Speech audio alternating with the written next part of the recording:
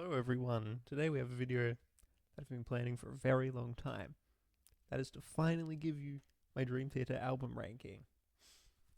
So, I was going to do this about a year ago, after I'd first listened to all of them, and I went, you know what, I need to listen to them all again.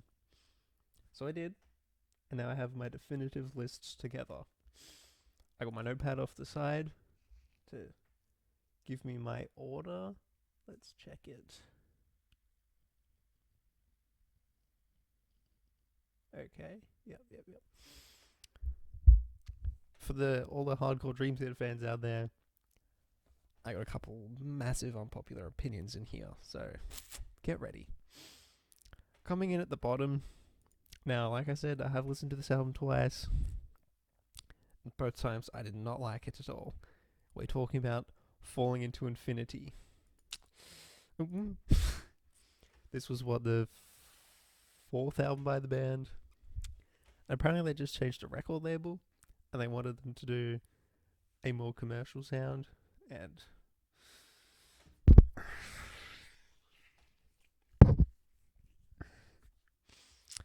I think You Not Me is this an absolute tragedy of a song. Like, it's just so ballady, and it's got like shakers and stuff in the background. I don't want to hear that in freaking Dream Theater. New Millennium just sounds like a funk song. And sure, some Dream Theater songs have elements of funk, although this song sounds like it's funk the entire way. Even the long songs on the album, I'm kind of just like...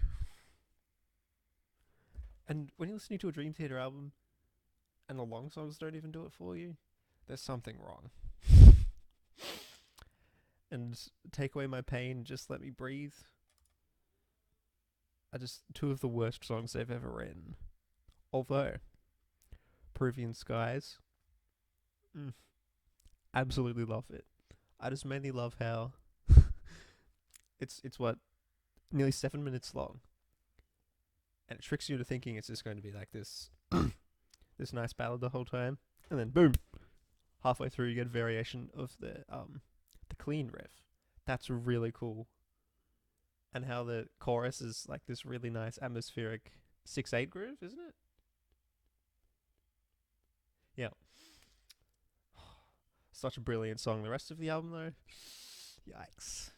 Okay, coming in second last, brackets number 13, we have Distance Over Time. Oh, come on. I need to stop giving away the next album. Anyway, I remember I actually listened to this album about a week after it came out. And at the time I was not a Dream Theater fan. And I listened to... Which song was it? Paralyzed? I was like, this is actually a fairly decent, radio-friendly prog song. Obviously it's not very prog at all. Although...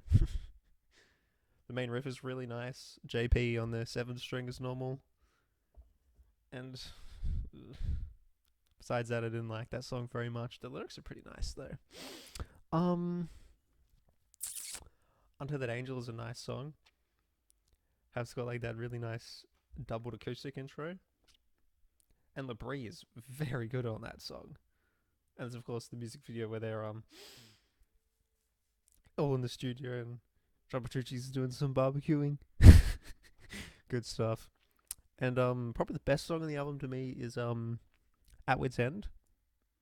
It's a bit of a longer one, so that by default makes it good.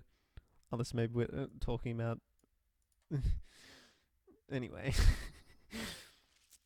Also, might I add, when I get to the top 6, I think it was, I'll be doing like a ranking for the songs of each album, so that'd be pretty nice. Pretty nice? More like pretty hard.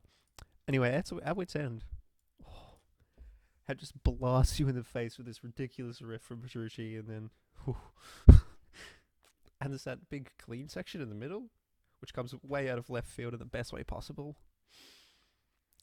The reason why it's so low, though, is because... Even on a second listen, most of the songs I was just kind of like... Might I point out, Falling Into Infinity is the only album by them that I flat out don't like. So... Coming in at number 12, I mean, I already kind of spoiled it. We have the Astonishing. Now, a lot of people find this album way too long. I absolutely do. A lot of people say that if you cut it in half and shrunk the story down a lot, it would work. Like, maybe if it was more... Oh, stop it. It was more of like a 6 degrees of inner turbulence kind of length, which is very high on my list. It would probably have worked a lot better. 6 degrees of inner turbulence being what? About an hour and a half? And then there's this, which is like 2 hours and 10 minutes.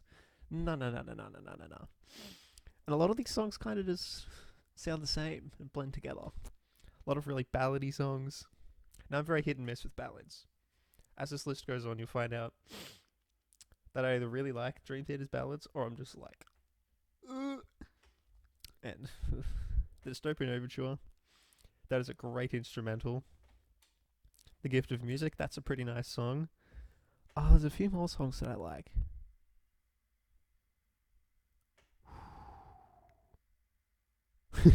The Hovering Zujon's a weird one. When Rudis is just like on the keyboard. That's a pretty fun song. Well, it's not really even a song. It's just because it's only like 30 seconds. A New Beginning, a bit of a longer one. That's a pretty cool song. Ooh. Path That Divides is pretty nice. What's the other? There's another long-ish song on here. Which one is that? Moment of Betrayal is pretty cool. Isn't that the part in the story when one of the main characters gets killed, and that song is like really chaotic in the middle? I think so. Now, all those people who flat out hate the Astonishing, I can see why, for sure. If you like musicals, though, this would probably be in your top 5, maybe even top 3. So next, we get to... okay. Number 11, which is going to be When Dream and Day Unite. Again, a lot... Oh, stop. When will I not reveal the next album? A lot of people, again, don't like this album at all. They don't like the production. I hear you. The production is really quite bad. Also, if I keep on cutting, that's because recently OBS has been kind of funny with me. So I'm just kind of checking that everything's working. Anyway, When Dream Day Unite. Yeah, the production is not good, although it's their first album, so it's like, okay. You gave it a go. Fortune and Lies is a pretty cool one. And also, this is the only album with Charlie Dominici on vocals. I haven't actually looked into why he left only just one album. That's so weird to think about. Anyway, you have some pretty cool songs. Like I just said, A Fortune in Lies is pretty nice. The Yitse Jam. I love a good instrumental, and that is absolutely a good instrumental. And... yeah, besides that, I'm kind of just like... Now what do we have? Coming in at number 10, we have the Self-Titled. Again, the songs kind of blend together in a negative way. Like Behind the Veil, The Bigger Picture, the Looking Glass, they all kind of sound samey. Although Illumination Theory, oh my god. I'm thinking of doing a top 15, maybe 20 songs later today. That will be in there. Illumination Theory, bro. That's just every member giving it their all. Even, what's his face? Mike Meon? Jong Meon. You don't really hear him that much. Although towards around about 9 minutes in, he gets his own little solo, and the lyrics and the vocal delivery is just so aggressive. And that like super bluesy riff in the middle that's like that's Glasgow Kiss by John Petrucci, isn't it? Anyway, you know what I mean. It's also the lowest they've ever tuned. It's tuned to 7-string A standard. Like, I remember when I was listening back to this song, I was like, geez, that sounds low. I brought up a tab, and sure enough, A standard. That's unbelievable for a band like them. And how it's got that big orchestra section in the middle, and then it repeats again at the end. Wow. Illumination Theory, bro. You know, in a few more listens, it might actually shoot up my top Dream Theater songs. The other song I really like from this album is The Enemy Inside. how this opens with that absolutely ridiculous riff from Petrucci. And the lyrics are good on that song. The drumming is pretty good. Although there's like this weird bridge interlude section towards the end that I'm not that big on. And the solos are really cool. And of course, I guess you could call it a bridge, between the intro and the verse, there's that like really weird, quick proggy section where it's like, that's like, whoa, this is why I listen to this band. What's next? Oh, okay. Dramatic turn of events. First album with Mike Mangini on drums. And you can tell he has no idea what to really do yet, because it's the first album with him. He's kind of just following along with everyone else. Some standout songs on here are On the Backs of Angels. That song is absolutely brilliant. Again, it kind of tricks you into being like this softish ballad kind of song. And then you get hit with that amazing riff by Petrucci. And the vocals by Labrie are so good in that song as well. And what are some other good songs? Lost Not Forgotten. Bit of a longer one. That's a very proggy song. There's like no singing for about 4 minutes, if I'm not mistaken. And they just throw you all the weird time signatures at the start, and it's amazing. Outcry is a pretty good song, and it's got like scratches from the turntables by Rudess, which you don't see very much from him. Although he does it heaps on 6 Degrees of Turbulence. I've already bought that album up like 4 times. Wow. The rest of the album is decent. I mean, since the songs are so long, I'd absolutely have to listen to it a few more times before it finally completely clicks with me. What are we at? Number 8. Ooh. Here's the first unpopular opinion. Awake. A lot of people absolutely love this album, and I can kind of see why. It's the last album with Kevin Moore on it. And whoo, on the keyboards, of course, and he's so good.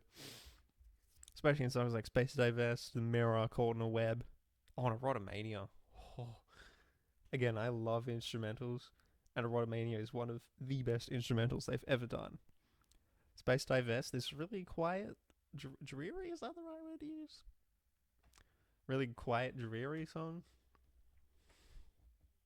That song is so weird, bro. Where's The Mirror? Oh, yes, The Mirror. I believe that was the first ever time they used a 7-string. And you can definitely tell, because that song is so heavy, so chunky. And it's what's the word I'm looking for? It's the prequel to the 12-step suite. And isn't it 5 songs? Yeah, those 5 songs, with the exception of Repentance, which we'll get to soon. Great suite. And my favorite Dream Theater song of all time, and probably my favorite song of all time, is in the 12-step suite. I just won't say which one yet. And again, the rest of the album is decent. I just need more time with it, because, damn, it's a pretty long album. It's like a bit over an hour.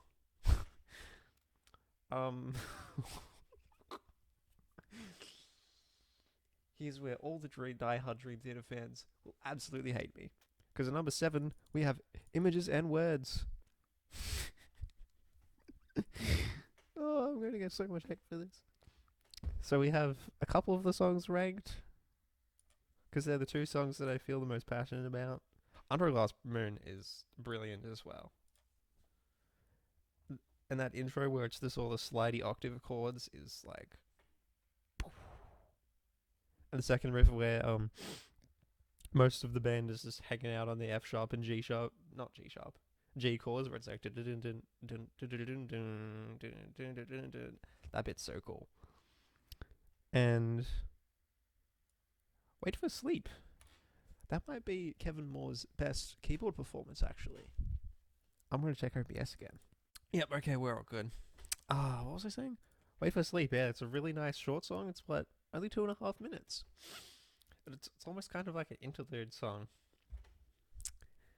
And that's so good how it's like all the keyboards. I swear he would have layered those keyboards because there's so much going on. And I believe it's an odd time signature. And I think it's in 7/4. And it gives it this really nice kind of spacey feel. Spacey? Okay. Speaking of spacey, Space Divest. Bro. Another Day is one of their biggest radio hits. And I believe it's the song with the most views on YouTube by them. Pull Me Under is, of course, still their biggest radio hit. I find the song a little bit overlong, a bit repetitive. Even though it's only 8 minutes, I say only 8 minutes. Wow.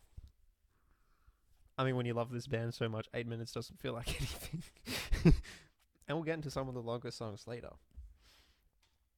Oh. And Pull Me Under is a massive radio hit for a reason. It's such a brilliant song.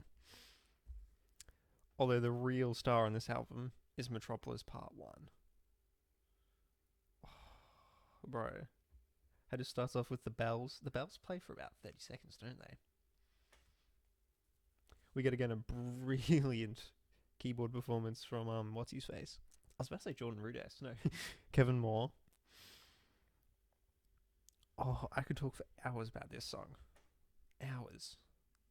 And how it's got that giant instrumental section in the middle. It's just absolutely beautiful. And when Kevin Moore and Petrucci are just playing off each other for about a minute and a half. Oh. And the lyrics. How he's singing about some weird place, I think. And wow. Alongside A Change of Seasons, I think it's James LeBrie's best lyrical performance. We didn't even talk about Learning to Live. I just saw someone with their dog walk past. Learning to Live is home to James LeBrie's highest note. It's at about 7.5 minutes, because, again, long song. And whew, when I was re-listening to the album, that really caught me off guard. Because I was aware that the high note was on one of these songs. I just didn't know which one.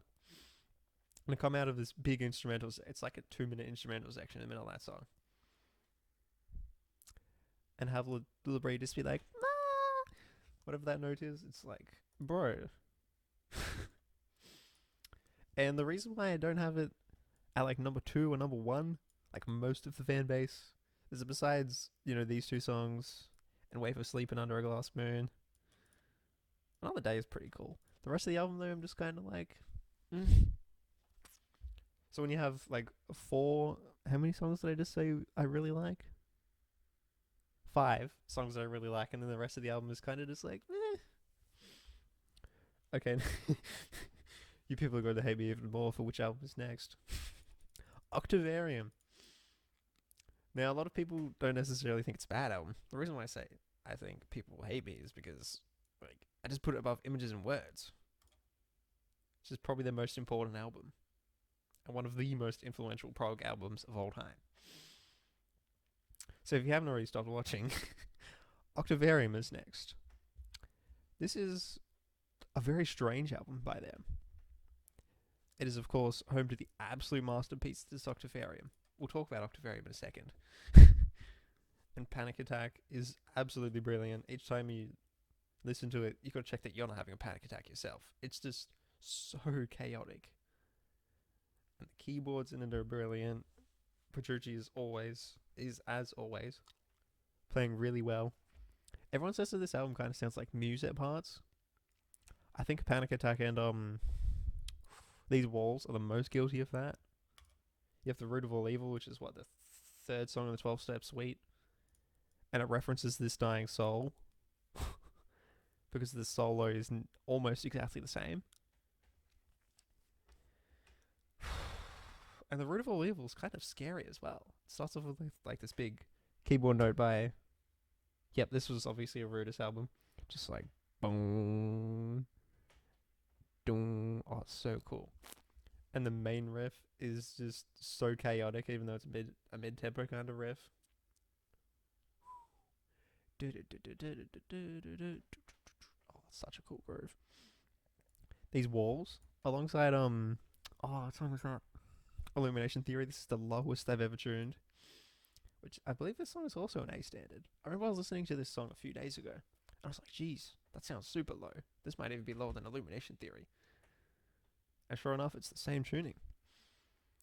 Sacrifice Sons. Again, a song that's a little bit too long, I think. You know, it's very close to 11 minutes. I think quite a bit of it's filler. It's of course about the 9/11 attacks. I believe one of the lines in the chorus is, "Who would wish this on our people?" or something like that. Octavarium, though. How it's only keyboards for about, 3 or 4 minutes. And then it just shoots you into the whole band being in. Oh, there's so many layers in that intro. And we go into this massive acoustic section and then Libre starts singing. And there's like flutes and stuff in the background. It's so good. Oh, I'm getting shivers about it now. It's so good. And, what was I about to say? Libre comes in at about 6 minutes. And he's talking about being in a therapy session or a doctor or something. I don't know. And then we get this really nice little bass solo by what's his face, John Myung. What did I say before? Mike Myung or something. Yeah, that was funny. And at the end, what's his face? Libre, he full on screams the title of the song. And then we get Rudes coming back in and it's like, and then the song tricks you into thinking that it's over. And then you go and check your phone and you're like, wait a minute, there's still like 3 minutes left. Because Petrucci wants to have yet another solo. And the middle section where it's like, I believe that's in 7/8. So it makes you feel like something bad is going to happen. And that is, of course, when Libre starts absolutely screaming, and it's brilliant. Oh, there's another great part in that song. There's that part towards the middle where John and John, funny that, they have this section that's like 2 minutes of straight shred, and it's amazing. There's another really good bit in that song. I mean, the damn thing's 24 minutes long, so. Oh,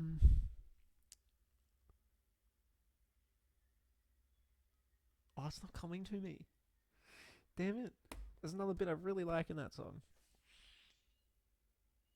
The bit where it's like... Again, Rudis on those keyboards. The man can do no wrong. He's an absolute legend. Yeah, so let's move on to the next album now. 6 Degrees of Inner Turbulence. Damn. This is probably their weirdest album. It's definitely their weirdest album. You have a song like Disappear, which is actually really scary because there's a whole bunch of vibrato on Jordan Rudis' keyboards. So it's like... Oh, it's so scary. I saw someone compare it to the scene in Lord of the Rings when Frodo gets nearly thrown in that puddle and it's like the ghosts. The Great Debate is another song which I think is definitely a bit too long. Like 14 minutes, and about 3 of those minutes are like really quiet bass and some drums. The drums are just going like or something like that. And it's like there's this giant spoken word section. And I'm like, guys, can we move on? I was listening to it on YouTube once, and I just kept on hitting the arrow key, just like, when are we getting some actual music? And the music actually does hit. It's so good. And the bit in the chorus where it's like, and James is, what is he saying? Life to save life, or something like that. Oh. When I heard that bit, I was like, bro, this is so cool. Blind Faith.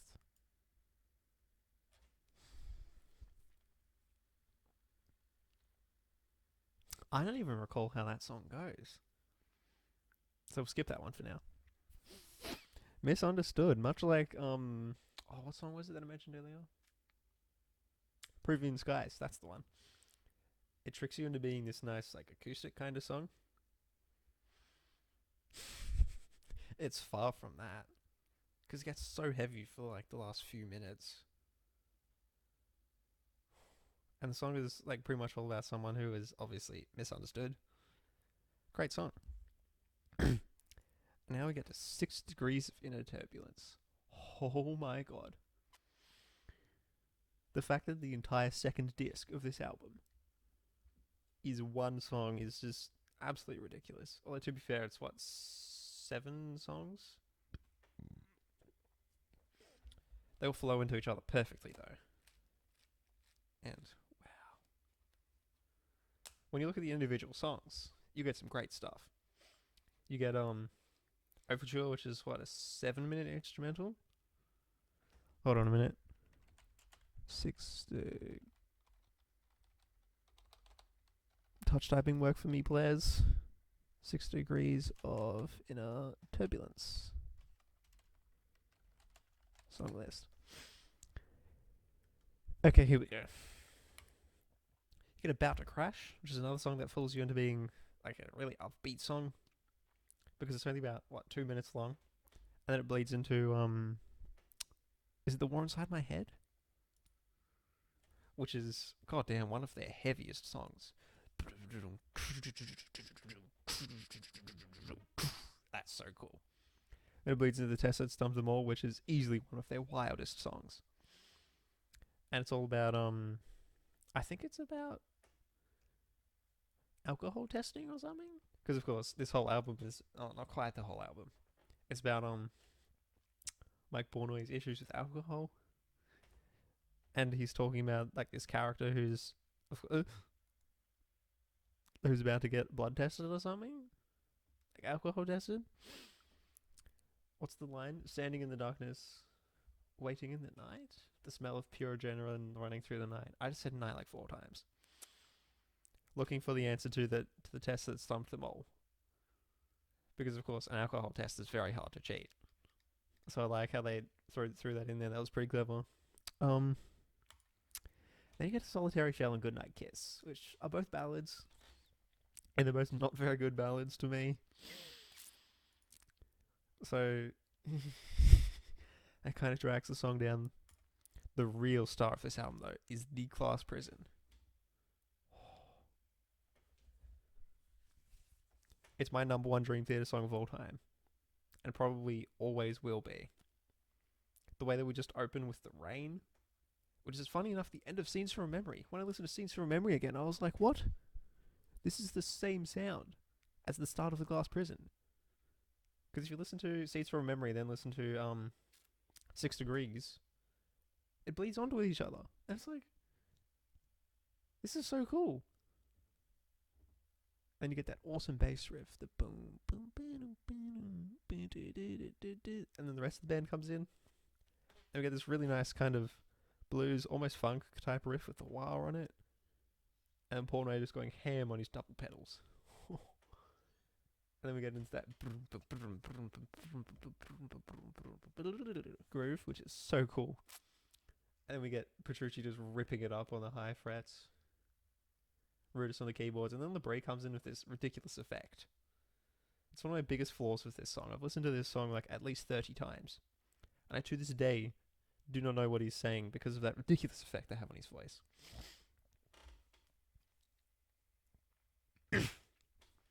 And we get into the pre-chorus, which is literally the first riff except what, 3 notes higher.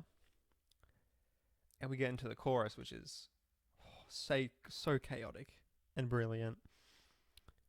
And the lyrics are, of course, about the glass prison, which I presume is, like, referring to his home or something, which is, of course, where he would drink. So much safer here, a place where I can go to forget about my daily sins. Oh, this song is so dark as well. And then we get into probably the first time that Dream Theater have ever used a breakdown. A freaking breakdown in a prog metal song. This song is just a gift that keeps on giving. And we get the turntable scratching, the glass smashing, and the ambulances. Oh. This song is just almost flawless to me. I say almost flawless because I don't really like the solo section. They just kind of feel like solos thrown in there for the sake of throwing in a solo. And like I said, I really hate the effect they do on LeBrie's voice. Besides that, though, love every moment of this song and how they End it with the glass bottle smashing because, well, alcoholism. Brilliant. I'm going to check OBS. Yep, OBS is running all good. So we will continue. Coming in number 4 is Train of Thought. This seems to be a very divisive album among the community. A lot of people are like, oh, it's too heavy for me. Because, you know, a lot of prog fans, they don't really like their prog metal that heavy. Me, on the other hand, if you do it correctly, which obviously this album does, it's just absolutely amazing, this album. The fact that they managed to pull it off so well, their album being heavy, it still absolutely sounds like them, though. Which is such a feat. So, into the ranking, we got Vacant at the bottom. Since it's only 3 minutes long, it doesn't really have much time to prove itself, and it bleeds onto Stream of Consciousness, which is absolutely brilliant. We'll get there soon, though. And I heard the song was about Labrie's daughter getting sick or something like that. And again, it's the exact same melodies of Stream of Consciousness. So you could almost count them as one. I don't know. I don't count them as one because they're fairly different. The biggest difference, of course, being that Stream of Consciousness is an instrumental. Anyway, then we get to As I Am, which a lot of people put at number 1, and I'm like, what are you doing? How about the big songs? You're the goddamn Dream Theater community. You salivate over the long songs. Anyway, As I Am is probably their angriest song, alongside Honor Thy Father, which we'll get to soon. It's all about how the guitarist for Queensryche was saying that he was better than John Petrucci or something like that. And it's also about the people who criticize them. It's actually a middle finger to all of them. What's the line in the chorus? I keep trying to justify you, but in the end I'll just defy you. That is hilarious. And what's the opening line of the song again? It's like, don't tell me what's in, tell me what's out. So, you know, don't tell me what's popular and what's not popular. Basically saying, you guys need to fit in with the trends, which is ridiculous. They're a prog metal band. No one should be doing that. Don't tell me how to live my life, or something like that. Again, just like this over the top, very angry lyric, which is pretty awesome. Endless Sacrifice. Endless Sacrifice. All those big, amazing acoustic sections. And the chorus is very new metal-y. How it's like burp, burp, burp, burp, burp, burp. The chorus I'm not that big on in Endless Sacrifice. This Dying Soul is what, the second song of the 12-step suite, and wow. Just that intro guitar solo is just absolutely amazing. And the intro to that song again is much like what song did I say was really scary? Disappear. It's kind of like that. How it's like,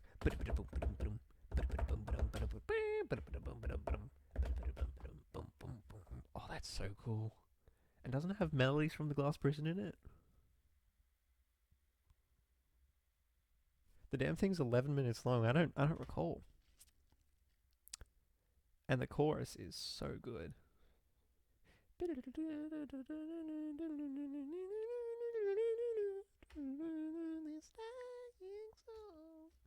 Oh, it's so good. We get to In the Name of God, the longest song on the album, the final song of the album. And again, it's got this really nice clean section to start it off. And goes for like 2 minutes, I think. The real star of this song, though, is the chorus. Oh my god, I absolutely love the chorus. It's one of the best choruses in the whole catalogue. Again, it's got a 6/8 groove, and it's got the distorted chords. And the bridge is going off. In the name of God. Each time I listen to that chorus, I'm like, oh, this is why I love this band. Anyway, we get to Stream of Consciousness. Ooh. Such a wild instrumental. And their longest instrumental as well, by like 5 minutes. the opening acoustic section is brilliant, and how the guitar and the keyboards copy it is so good. And the way that Rudis introduces the melodies instead of Petrucci doing it, that's really cool. Because normally of course in Dream Theater, Petrucci starts off the melodies and then Rudis follows. No. This song it's the other way around, and that's so cool. And then how the guitar comes in and it's doing what the keyboards just did, and then the keyboards are really quietly playing the chords. So it's a direct flip from the start of the song, which I love. And how it's all in like 5/4 and 6/4. And there's that section that's like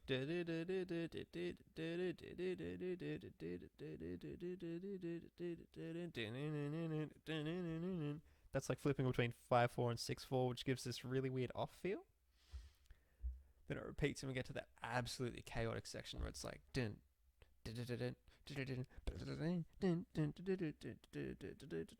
oh, absolutely love it. I'm trying to learn that on guitar right now. It's so hard. I get to the next section where it's like and again Rudis just is absolutely flying on his keyboard like he always is. It's beautiful, bro. Where this song kind of loses me though is in the middle where it's like boom boom boom boom boom boom boom boom boom boom. It just feels like a massive jam track in the middle, and they're just trying to hang on, what's this down here? Oh. And they're just trying to... I'm looking at my notepad and it's kind of weirding me out. And it just feels like this weird jam track. And I don't like that bit. If that bit was taken out, it'd be a fair bit higher on my Dream Theater song list. My top songs by them. Which I might do later today. The real star of this album, though... I said that about The Glass Prison, didn't I? The real star of this album for me, though, is Honor Thy Father. Nobody ever talks about this song. And it makes me really annoyed because I adore this song. It's my number 3 Dream Theater song of all time. So angry, it's so heavy, it's fast, it's technical. And the drum fill by Mike Portnoy, the moment I heard that, I was like, bro, this song's going to be amazing. And it is. The lyrics are about Mike Portnoy's stepfather, who was awful to him, or something like that. It's also one of the songs that's got the most swearing of any Dream Theater song in it, alongside As I Am and there's another song that's got a fair bit of swearing by Dream Theater. Maybe I'm remembering wrong. Yeah, I think I am. Which really comments the theme of the anger. And again, like The Glass Prison, it's got a damn breakdown in the middle. Don't cross the crooked step.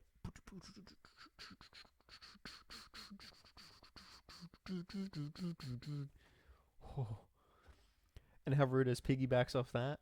And he does his solo, then there's another solo by Petrucci. Again, like I said about Stream of Consciousness, that's where it kind of loses me. Because that section goes on for like 2 or 3 minutes. Although we do kind of loop back to the start of the song. It's a variation of the verse, except it's got even more swearing in it. Because throughout the song, Labrie gets angrier and angrier. Like, even when the clean section repeats at the end, he's still just like absolutely going off, and it's so good. Alright, now we get to number 3, which is an album that nobody has this high as well. Black Clouds and Silver Linings. I know what you're all thinking. What are you doing, bro? Why isn't Images and Words here? Well, that was at number 7. Why isn't 6 Degrees at number 3? Why isn't Awake at number 3? Well, this is just my list. So... Again, like I said, it's their ballads. Most of them don't really do it for me at all, and Wither is one of them that does not really do it for me at all. The chorus is just... I really don't like the chorus to that song. The verses are pretty nice, though. And as always, John Petrucci's clean sections are absolutely beautiful. And the solo is amazing as well. The Best of Times, another kind of ballady song. And it's their longest ballad as well. And it actually keeps you interested most of the time. And I always loved it at the start of the song. It foreshadows Petrucci's guitar solo in the piano, because it goes... I actually performed half of that solo for school last year. Because of course it gets super shreddy at the end. I didn't have enough time to learn all that. And wow, the best of times. It's probably their saddest song. Oh, then there's Ministry of Lost Souls off Systematic Chaos, which we haven't got to yet. No, probably is the Ministry of Lost Souls, actually. Anyway, the best of times, great song. A Rite of Passage, another radio hit. And this is the only Dream Theater song where I actually prefer the radio cut to the original cut. Like, for example, the radio cut for Images, words, Pull Me Under. It's just awful. They cut the intro in half, and there's no solos in it. And it's that giant brig. Wow, the giant, the giant bridge section towards the end. Radio cut, completely gone. Radio cuts. Anyway, what we do get is a very nice kind of big radio hit. On all the riffs in this song are amazing, and the way that the chorus riff is this like slight variation that's a couple of frets higher, gives it this really nice intense feeling. And how towards the end of the song, it's that big bridge section. Again, in the radio cut, it's gone. No, that was the one for Pull Me Under, isn't it? Don't get me started on the radio cut for Home. Oh my god, it's awful. Anyway, Rite of Passage is a good mid-length song by them. And then we get to the Shattered Fortress. Oh, the end of the 12-Step Suite, and it's probably my second favorite song from the 12-Step Suite behind the Glass Prison, obviously. I just said it's my number one Dream Theater song and probably my number one song for all time. Yeah, it probably is. Shattered Fortress, bro. Almost every single riff is riffs from the past 12-Step Suite songs. You got Elements of the Glass Prison. You got the solo for This Dying Soul a third time? Because isn't the solo for This Dying Soul on the Root of All Evil? I don't know. Oh. The opening riff to this song is so cool. And very synthy, it's very heavy. Because again, this song is tuned to B standard or C standard. I'm not sure which one. And it actually has a full-on reprisal of the breakdown from the Glass Prison, except it's got that bluesy riff from the start of the Glass Prison. Oh. How the band is able to just recycle their riffs so flawlessly is beyond me. And the lyrics of it as well. There's even a reference to the mirror. Because during the bridge, I think, the bridge is like, look in the mirror. Oh, it's so cool. The Shattered Fortress.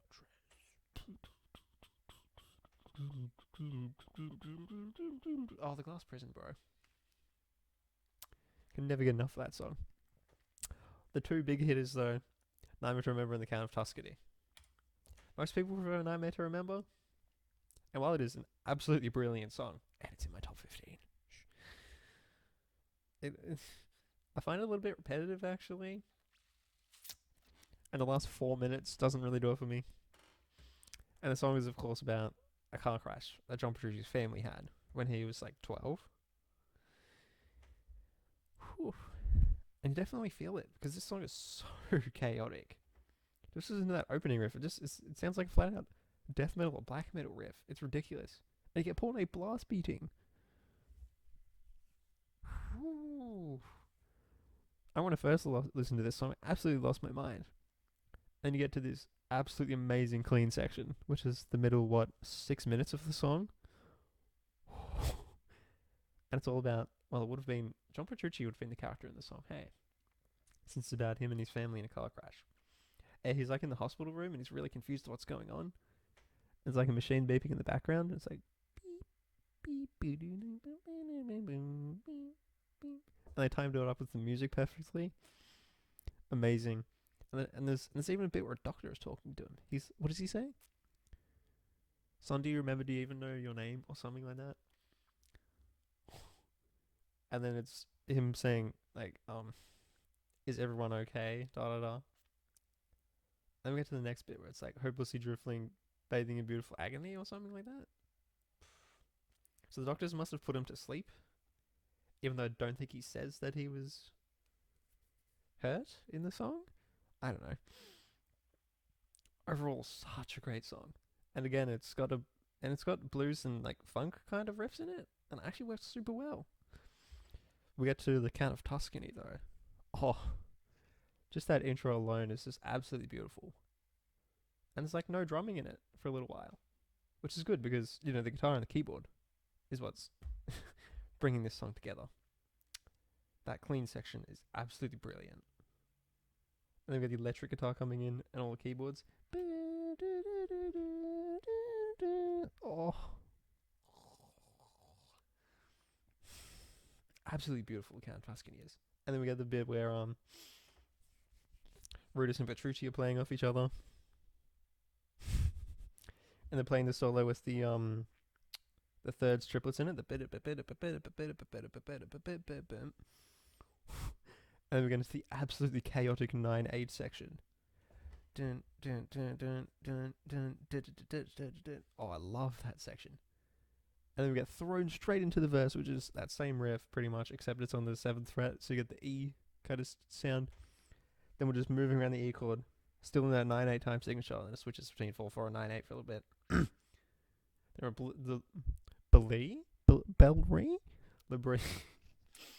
Labrie comes in, and setting the stage about when they met the Count of Tuscany, who was of course the mayor of the place Tuscany. Where even is Tuscany anyway? Isn't it in Europe somewhere? Oh, in Italy, okay. And it's basically about how they went to Italy and the mayor didn't want them there or something. At the end of the song, he says, "I don't want to die," though. So it's like, that must have been a scary time. Anyway, the lyrics in this song are kind of stupid. Oh, that chorus, though. Oh. That chorus is absolutely brilliant. It's so simple and it works so well. Because it plays the riff, and it tricks you to like it's just doing that again, and then boom, chorus. Brilliant. Just brilliant. And then you go into the bit where it's like,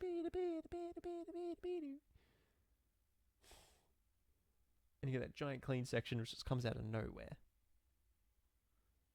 And Rudis up on the keyboards just like boom boom boom boom boom boom boom boom boom boom boom. Oh, I love it. And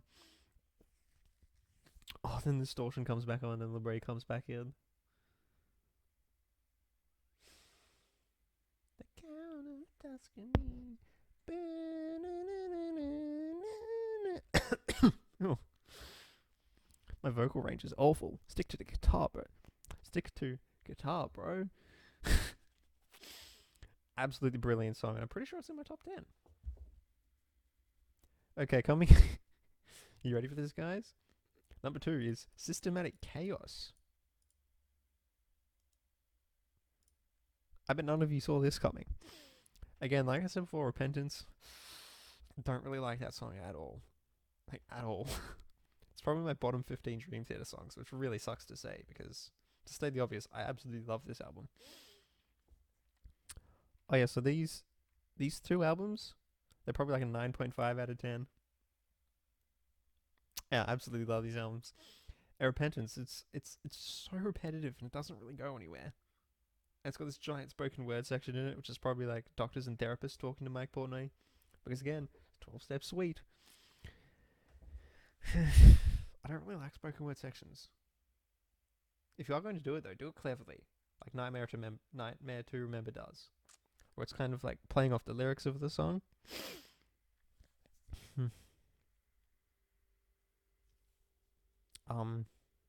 And it's just so repetitive. Which is the riff from The Dying Soul. Again about the 12-step suite recycling their own songs. Although, do we really need to be doing that riff for nearly the whole song? No, we don't. I actually had an argument on YouTube about this guy who said that all the songs in the 12-step suite are really good. And I went, bro, Repentance is so repetitive and kind of boring. Wow, it sounds like I don't like this album, doesn't it? Because I'm ripping on it so much. Just so you wait. Because those, top 6 songs are all absolutely fantastic. And then we get into Prophets of War, which is a song that so much of the fan base absolutely hates. Probably because it's a political song. A lot of people are super turned off by political songs. I find it okay though. And again, with the Muse influence, like I said about certain songs on Octavarium, it sounds very musy. It's very weird. Just that bridge riff though, where it's like,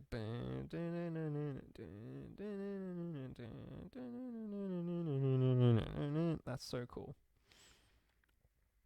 And it's probably about enough for those bottom two songs. Forsaken though, again another absolutely massive radio hit. I'm pretty sure it's in the top 5 for their most listened to songs on Spotify as well.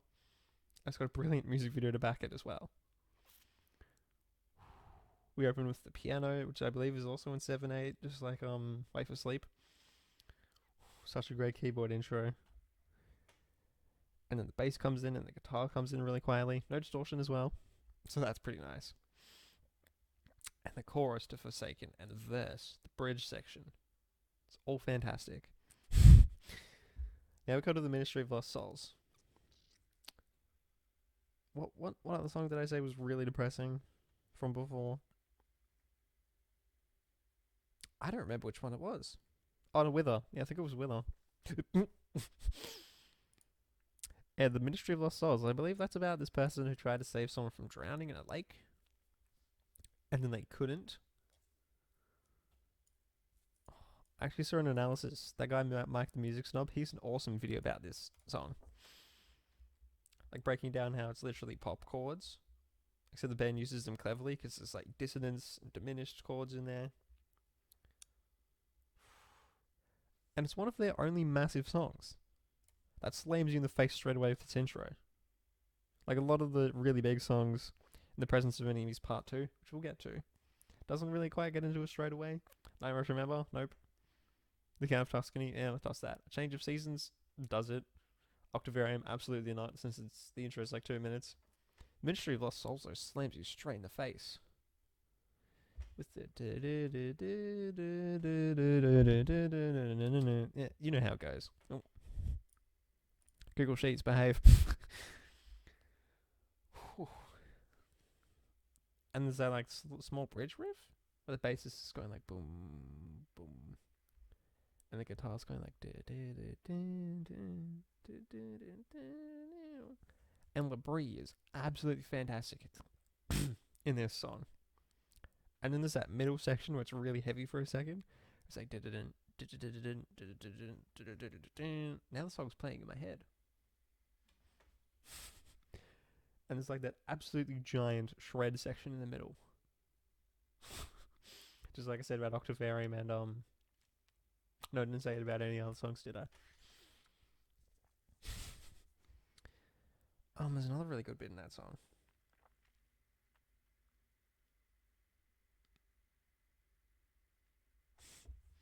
Again, trying to cycle through a 15-minute song is not easy. This song would probably be a spot, maybe even 2 spots higher, if I'd had more time with it, because I've only listened to the song maybe 5 times. Because again, the damn thing's 15 minutes long. Now we get into the Darker Turtleneck. Another kind of scary song. It's on the 7th string, so it's naturally got this very heavy feel to it. And isn't that song about like Godzilla or something? Or this giant creature that lives in the ocean? Just like Godzilla? I don't know. And we get this really weird like vocal distortion. And you get to hear some vocals from Mike Portnoy, which is always really cool. Might I add, for Much of Repentance, that's Mike Portnoy singing. And it's like, the boy is actually a pretty decent singer when you let him do his stuff.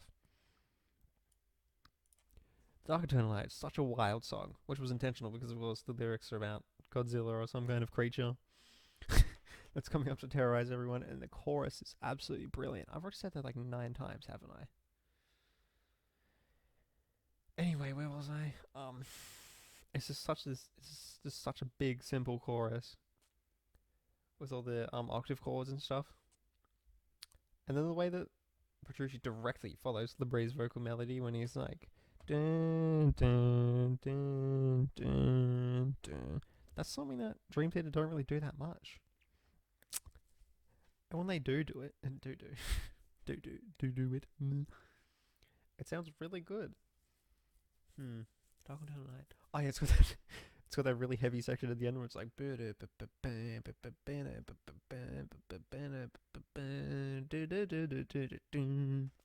That is one of their heaviest riffs, easily.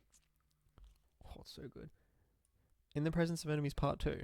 Much like the Ministry of Lost Souls, I think I need more time with it, because it's almost 17 minutes long. Jeez. And it's also overshadowed, I think, slightly, by its original one. Part 2, though, wow. From what I've heard, the lyrics are about... I heard this directly from Petrucci, so of course this is correct. The lyrics are about... this guy who's got like some kind of mental disability, and it's causing him to have all these hallucinations. And he sees the Dark Master. I will fight for you. Oh, that's so cool. Again, much like Disappear and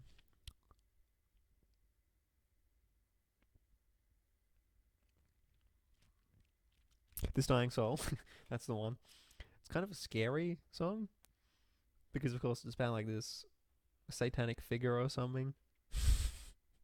And the guy claims he's getting controlled by it, which is really weird. And it's got that chanting section in the middle as well.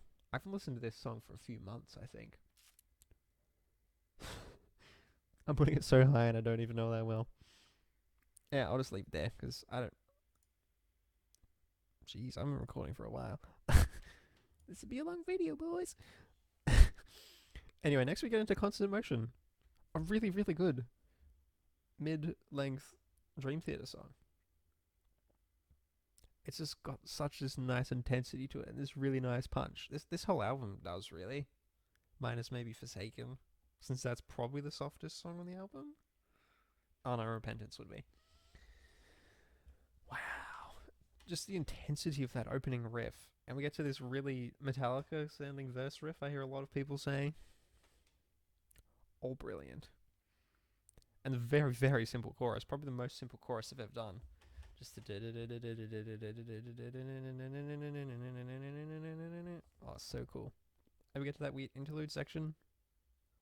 Well, it's just the bass and the keyboard, I think.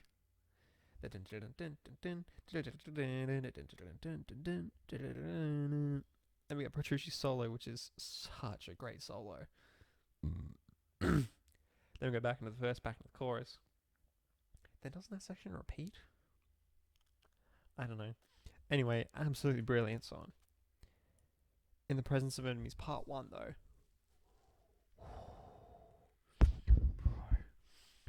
This song kind of fools you into being an instrumental, I think, because there's no singing for about 5 minutes. And you just get instantly blasted with that opening. Which I believe is 5/8, then... No, it's 2 bars of 5/8, then 4/4 and 4/4. Then the main riff is like a mixture between 6/4, 7/4, 3/4, 2/4, and 4/4. How do these guys come up with this stuff? It's beyond me. And we get all the keyboards coming in. Again, that's a very hard song to play on guitar because you have to be moving around and jumping around so much. And then you get to that next section, which might be the most intense section of their entire career. The bit where it's like...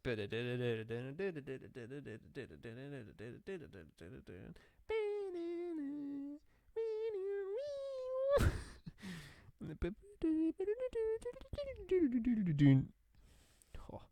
And you get that really quick burst from Petrucci where it's like...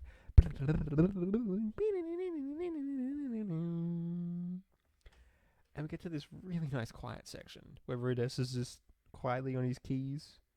Not his usual synth sound either. And we get that solo.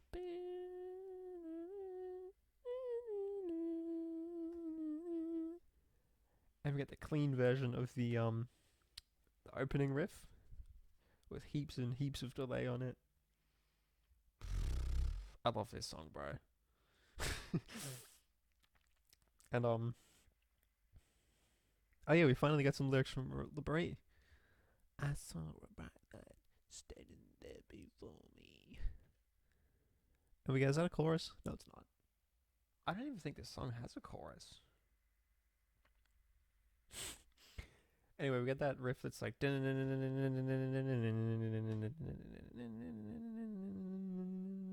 again with a 6/4. I love 6/4 and 6/8. Such a great time signature. And then we yet again get into the main part. And then we get to... Isn't that the bit where it's the giant solo? No, we get the bit where it's like... or something like that. This song has just got such a great intensity to it. And then we get that absolutely insane solo from Rudis and Petrucci, which lasts about 40 seconds. And then they just hold that last note, which of course bleeds onto part 2. There's actually this edit on YouTube, because there's quite a large fade out from the end of this song. It's about 20 seconds. And then the fade in is about half a minute. And this guy on YouTube, he actually blended them together so well. It's unbelievable how well he blended it in. To me, though, the best Dream Theater album is not even a question.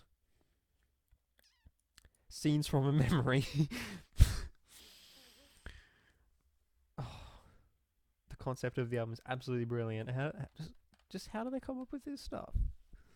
You know, it's of course about the guy who's in a therapy session or something, because he claims he had a past life where he was a woman in the past life, which is really strange. And his therapist lets him go to sleep and he kind of reflects on everything. The website that I got the song titles off, it had the scene 6, scene 9, blah, blah, blah. Because I wasn't writing all this myself. No way. No way. Anyway, we're going to Through Her Eyes, which is ballad, and again, I'm not that big on ballads, although this one, so good. Through Her Eyes, it's a ballad. It's a very repetitive kind of ballad, because it's pretty much the same thing the whole time.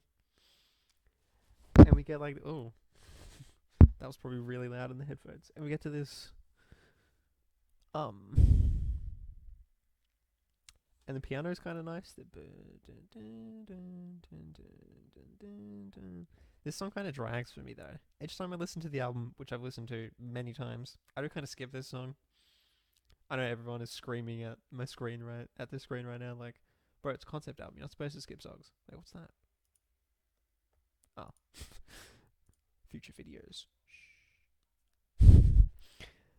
Oh, hang on a second. Never mind that. Through Her Eyes, it's a ballad that kind of drags for me, even though it's only 5.5 minutes long. Then we get to finally freeze that low. God damn. Shows you just how good this album is. Fatal Tragedy, another mid-length kind of song. I don't think I've listened to this one for a long time, actually. And the way that it bleeds on from Through My Words, which is not on here because it's a 1-minute interlude. It's not a proper song. Maybe I should have cut out those songs from the Astonishing that are just short interludes. Some of this Google Sheet isn't as big as it is. Anyway, I don't even really remember Fatal Tragedy. Yeah, let's move on. The Spirit Carries On though, by a landslide, the best ballad they've ever done. You can find me on that, or I just think it is. Again, it's in that 6/8 groove, which I absolutely love. It's one of their only songs which is the same time signature the whole way. It might even be the only one. Absolutely brilliant ballad, and it's one of James LeBrie's best vocal performances. I'd actually say it's up there with Metropolis Part 1 and A Change of Seasons for his best. And you've got the really nice piano, and you have the main character reflecting on his life, because what's the opening line? Where do we come from? Why are we here? Where do we go when we die? That's like deep stuff, bro. And there's actually you can hear the bass really well in this album as well. And you get Mi-young kind of being like, ooh, so nice. And the solo is easily one of Petrucci's best solos. Then we get on to Beyond This Life. such a chaotic song. Because isn't it about oh, what's his name? Nicholas. And he's like, because of course he's dreaming and stuff. And then isn't it about like the night of the murder? You can definitely tell because this song is so chaotic. It's fast, it's loud, it's very proggy.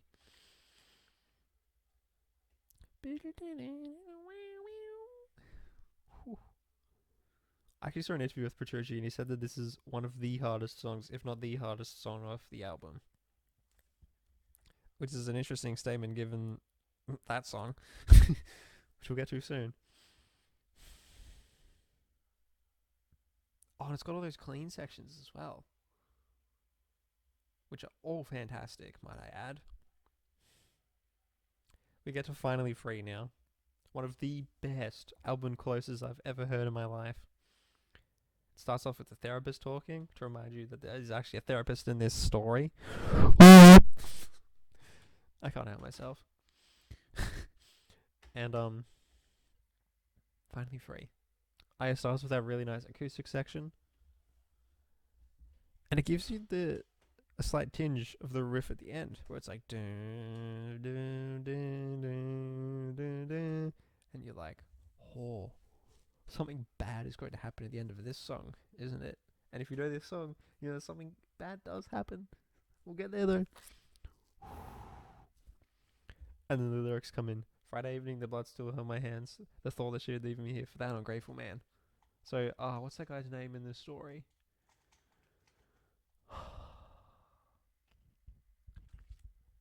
The guy who left Victoria for Nicholas. No, what?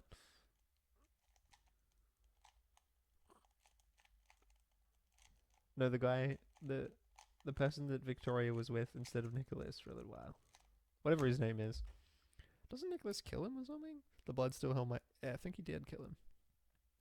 During, which song was it? During Home. Alright, the album's out of chronological order, isn't it? Because towards the end of Home, there's all this shooting. Or is that Finally Free? No, that is Finally Free. The song itself is out of chronological order then. Yeah, I think it is. Anyway, from there we move on to Finally Free. We get to the quiet version of the chorus. This be inside me. Finally found my love, finally free. No longer torn into, I'll take my own life before losing you. We'll meet again, my friend. Oh, I'm just getting carried away now. I skipped One Last Time. I mean, Finally Free and One Last Time bleed into each other excellently. And Finally Free's actually got a quick reprisal of it. With a short guitar solo which comes out of nowhere. Oh. Then we get into that section where it's like da, da, da, da, da, da, and then we're thrown back into the scary version of the acoustic section. Feeling good this Friday afternoon. I ran into Julia and she said that we'd be meeting soon. Then of course we get the long section at the end where it's like dun dun dun. I should have got my guitar out for this video. For this video, that would have been pretty cool. Anyway, we moved to Home. Now for the first time, for some reason when I first listened to this album, this song didn't really click with me. I don't know why. It was because the first time I listened to this album I was listening to it during school. So I was paying attention on my schoolwork more than the song. Then I re-listened to this song maybe 6 months ago, and ever since then I've been absolutely obsessed with this song. The moment it ended, I got my guitar out and learned it. Well, some of it because it's a damn hard song, and it's 13 minutes long.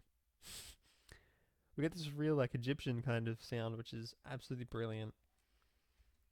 I hope Dream Theater do something like that again on their new album. That album better be good. Home though. The vocal melodies, the keyboards, everything is just perfect about this song. And we get that big middle section where it's like boom, boom, boom, boom, boom. And that's where there's the shooting, the killing of all those various people. Isn't this song after Fatal Tragedy as well?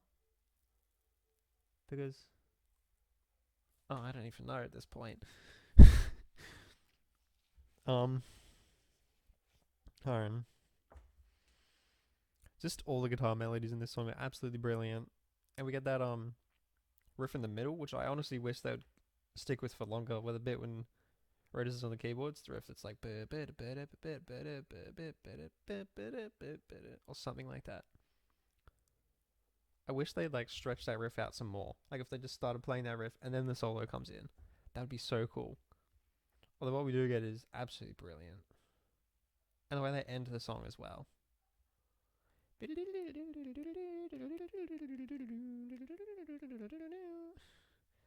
then they just let the big drop D. Oh, this is the only song in the whole catalog where they use a drop tuning too, might I add. And how they end with it just being like boom. And then they just let that fade out is. Now we get to the Dance of Eternity. For like the 5th time already. I absolutely love instrumentals. And this is actually the first Dream Theater song I ever heard. So each time I listen to it, it takes me back to that day, maybe 4 years ago. When I first listened to this song, I was just absolutely blown away. Just like everybody is when they first see this song, am I right? It's just an example of a band that knows exactly what they're doing all the time. There we go. It's probably, it might just be the wildest song in their catalogue. With over 130 time signature changes. And it borrows melodies from pretty much all of these songs. These two, which we'll get to in a second. It borrows the melodies from... Doesn't it even foreshadow the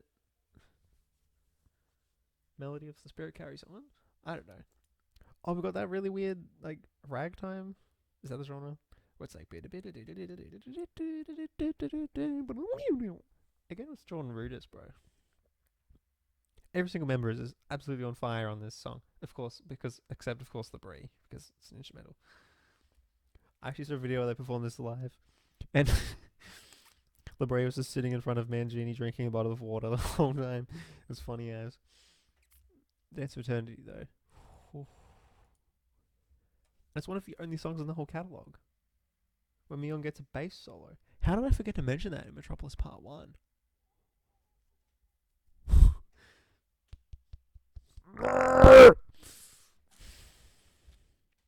Anyway, we get to these two songs, which is my number 1 for this album, and it's my number 4 song by the band. Why do I keep on spoiling my top 15 list? Anyway, we get to these two, Overture 1928, Straight as Deja Vu. I'm counting them as one song since they're pretty much exactly the same. The solo is nearly the same. Every single melody, with the exception of a couple, is the same. And if you listen to them both, you get this absolutely brilliant 8-minute suite. 8-minute suite? Yeah, sure, I'll call it that. Starting off with Overture 1928, which is one of the best instrumentals I've ever heard, and my favourite by the whole band. The Dance of Eternity and Stream of Consciousness were very close. Except both of those songs, Dance of Eternity and Stream of Consciousness, they both have sections that I'm not that big on. Overture 1928, though, every single section is like, love it. And the way that the last riff of Overture 1928 is the first riff of Straight as Deja Vu. And that's the first time you hear lyrics in this album as well. And he's singing about, like, you know, just being asleep. Like he's just gone to sleep. Because, of course, it's Regression, Overture, then Strange Deja Vu. God, I blanked on the name of the song. What's going on? Just brilliant. Today I've been so... That melody is just absolutely beautiful. And it comes back many times in the album. And the solo on both of those songs, while it is pretty much the same, is so good.